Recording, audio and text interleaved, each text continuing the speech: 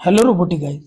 आज मैं जा रहा हूँ आप लोगों को बताने बेसिकली जो स्पॉट की साइकिल टाइमिंग रहती है, मतलब किस तरीके से उसकी टाइमिंग सेट करी जाती है और क्या क्या पैरामीटर्स रहते हैं, उन पैरामीटर से क्या क्या इफेक्ट रहता है। आप टाइमिंग से आपको डाउट आ रहा होगा कि टाइमिंग क्या होता है।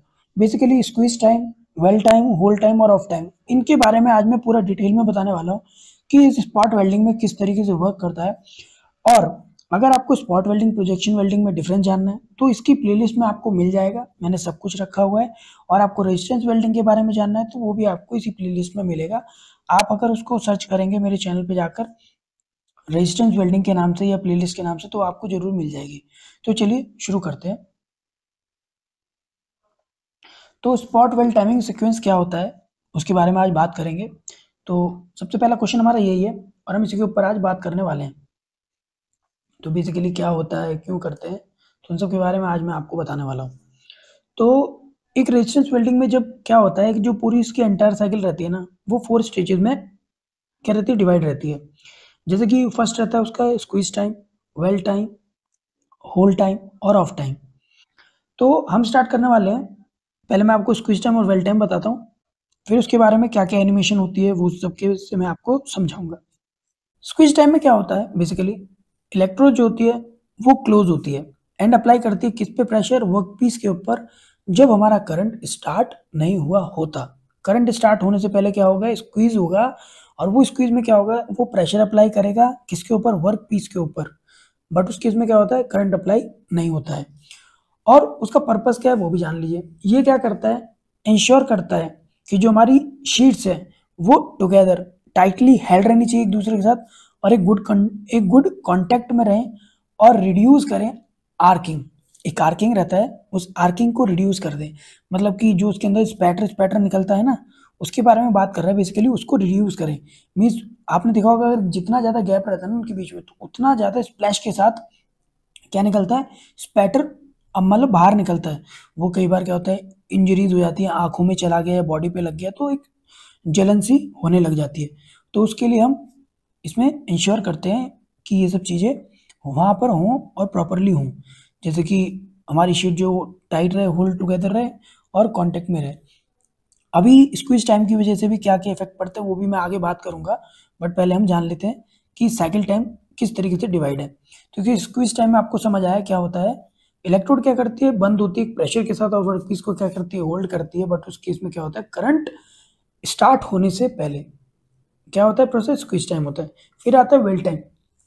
वेल टाइम के अंदर क्या होता है, जब आपका स्क्वीज प्रोसेस हो गया है, जब आपके स्क्वीज प्रोसेस में क्या हुआ हमारा, मैं आगे आपको चल के पहले दिखाता हूँ स्क्वीज प्रोसेस में क्या होता है, पहले आप वो समझिए। स्क्वीज प्रोसेस में क्या होता है, इस तरीके से रहता है।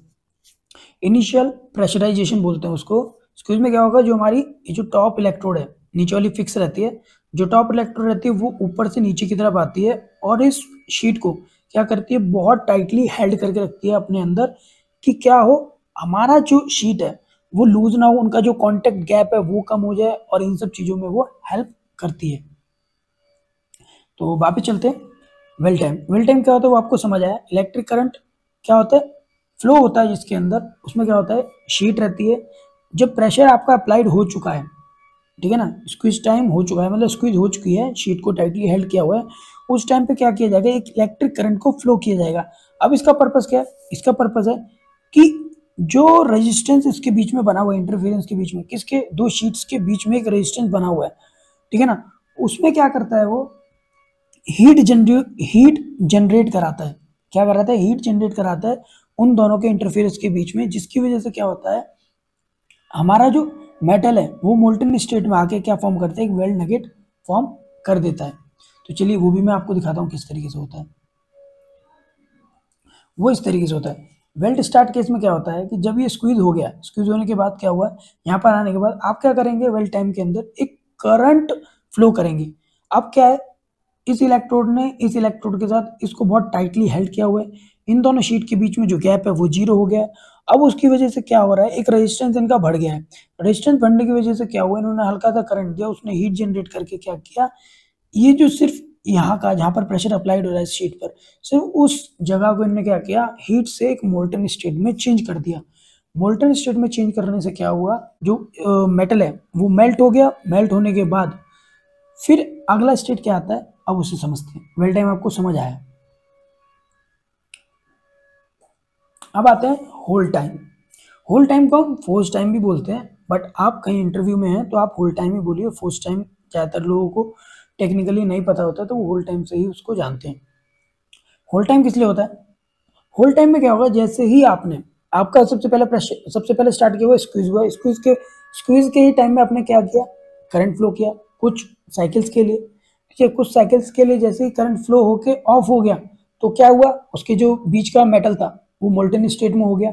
उतने प्रेशर वाली जगह जिधर करंट हमारा फ्लो हुआ उस जगह क्या हुआ, मोल्टन स्टेट में हो गया। अब होल्ड के टाइम पर करंट हमारा स्विच ऑफ हो जाता है, बट प्रेशर मेंटेन रहता है। वो जो सेम प्रेशर था वही मेंटेन रहेगा एंड टाइम तक। अब उस प्रेशर से क्या हो रहा है, उस प्रेशर से ये हो रहा है कि जो मोल्टेन मेटल था वो क्या हो रहा है, कूल होके सॉलिडिफाई हो जाता है अंडर प्रेशर। जो प्रेशर यहाँ मेंटेन था ना, उसी प्रेशर के अंदर वो कूल होके सॉलिडिफाई हो जाता है और क्या फॉर्म करता है कि स्ट्रॉन्ग जॉइंट फॉर्म कर देता है। वो क्या फॉर्म करता है कि स्ट्रॉन्ग जॉइंट। तो देखिए क्या हुआ, वहां पर यहाँ पे स्पार्क जनरेट हुआ। स्पार्क जनरेट के बाद क्या रहेगा, ये इस तरीके से उसको होल्ड रखेगा। होल्ड रखने के वक्त क्या रहता है, जब वो इस तरीके से होल्ड रखता है ना, तो वहाँ क्या करेगा, सेम प्रेशर रहेगा, बट उस मेटल को क्या करेगा, कुछ साइकिल तक उसको वहाँ पर कूल करेगा। कूल करने के बाद क्या होगा, हमारा मेटल सॉलिडिफाई हो जाएगा।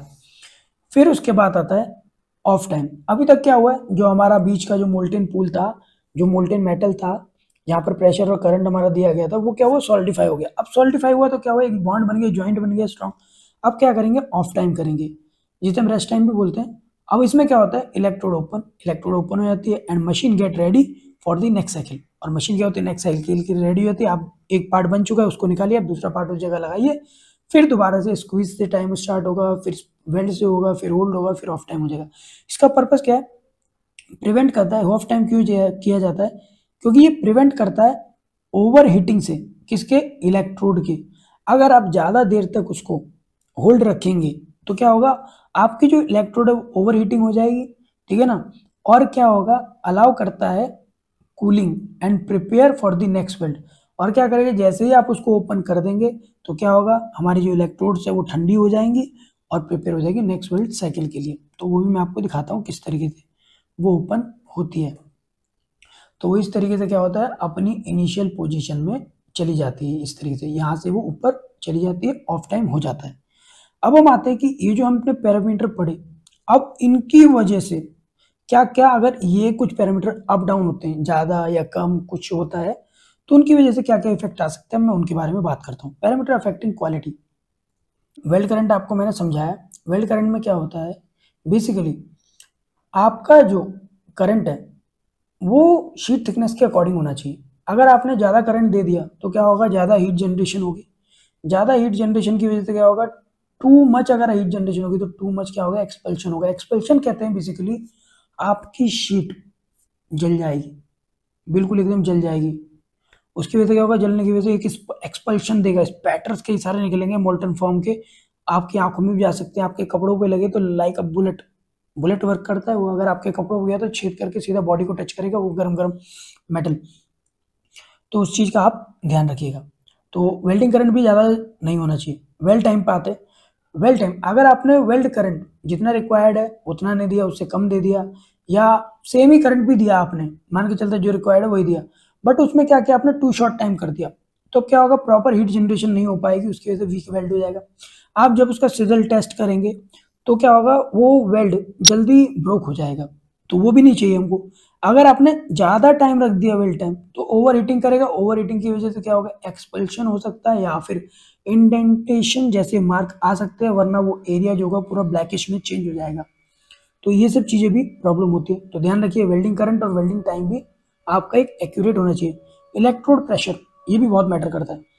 अब इलेक्ट्रोड प्रेशर की जरूरत क्यों है, सिर्फ शीट को होल्ड करने के लिए, बट इसका भी काम रहता है वहां पर। अगर टू हाई रहेगा हमारा इलेक्ट्रोड प्रेशर तो वीक नगेट फॉर्म होगा। क्यों वीक नगेट फॉर्म होगा, जैसे ही आपकी इलेक्ट्रोड ज़्यादा हाई प्रेशर रखेगी तो जो करंट प्रोड्यूस होना चाहिए था उस जगह पर मोल्टन मेटल करने के लिए, वो मेल्टन मेटल नहीं हो पाएगा। आपका करंट क्या होगा, साइड बाय साइड डाइवर्ट हो जाएगा और वहां पर जो मोल्टन पूल है वो प्रॉपरली नहीं बन पाएगा, जिसकी वजह से क्या होगा, आपका वीक नगेट हो जाएगा। अगर टू लो प्रेशर रखा तो एक्सपल्शन आएगा। क्यों? अगर आपने करंट प्रॉपर दिया जो रिक्वायर्ड है, बट क्या हुआ, आपने ज्यादा प्रेशर नहीं दिया, तो क्या होगा, दो शीट्स के बीच में गैप बन जाएगा। गैप बनने की वजह से क्या होगा, जैसे ही उसके बीच में स्पार्क जनरेट होगा तो वो क्या करेगा, मोल्टन मोल्टन मेटल को एकदम बाहर फेंकेगा। तो वो जो स्पैटर जनरेट होता है ना, उसी को हम एक्सपल्शन भी बोलते हैं। और कई बार क्या होता है, एक्सपल्शन में शीट भी हमारी जल जाती है। उसके अंदर इलेक्ट्रोड का शेप और साइज भी डिपेंड करता है। वो क्या करता है, जो आपका हीट इफेक्टेड जोन एरिया होता है, अगर आपकी इलेक्ट्रोड का शेप और साइज जिस रिक्वायरमेंट में चाहिए आपको उस रिक्वायरमेंट में नहीं है, तो वो क्या करेगा, सही तरीके से हीट कंसंट्रेशन नहीं कर पाएगा और आपका जो वेल्ड जॉइंट है वो प्रॉपरली नहीं फॉर्म हो पाएगा। मटेरियल प्रॉपर्टी अगर थिकनेस पे भी डिपेंड करता है, resistant conductivity of the material पे भी डिपेंड करता है। अगर आप कोई थिकर मटेरियल यूज करें तो उसके लिए करंट ज़्यादा रखेंगे, रेजिस्टेंस उसका हाई है तो उसके लिए भी आपको करंट पैरामीटर थोड़े वेरिएट करने पड़ेंगे। कंडक्टिविटी ऑफ मेटल की तरफ भी आपको ध्यान देना पड़ेगा जब आप कोई भी चीज़ मैन्युफैक्चर कर रहे हैं। तो ये सब चीज़ें जो है 5 जो थिंग्स हैं, ये हमेशा एक बहुत बड़ा फैक्टर रहती है जब भी आप स्पॉट वेल्डिंग कर रहे होते हैं। तो जब भी आप कोई स्पॉट वेल्डिंग करें तो उसके ऊपर ध्यान दीजिएगा, तो आपको समझ आएगा क्या करना है क्या नहीं। और ये सब चीज़ें आपको कैसे पता चलेगी, जब आप हिट एंड ट्रायल मेथड करेंगे। क्योंकि क्या होता है, जैसे पार्ट की प्रॉपर्टीज या मटेरियल चेंज होता है तो क्या होता है, उसकी वजह से ना कई सारे उसके फैक्टर्स अफेक्ट करने लग जाते हैं। जो करंट चाहिए वो करंट प्रॉपर नहीं मिलता और ऐसा चीज़ें रहती हैं। तो आपके लिए आज के लिए बस इतना ही, मिलते हैं नेक्स्ट वीडियो में नए टॉपिक के साथ। अगर आपको इस वीडियो में कोई डाउट रहा हो तो आप मुझे कमेंट सेक्शन में कमेंट करके पूछ सकते हैं और साथ के साथ हम मिलेंगे अगली वीडियो में नए टॉपिक के साथ। आप चाहते हैं कि आपके दिए हुए टॉपिक पर मैं आपके लिए वीडियो बनाऊं तो आप मुझे कमेंट सेक्शन में कमेंट करिए या आप मुझे इंस्टाग्राम पे भी डायरेक्टली डीएम कर सकते हैं।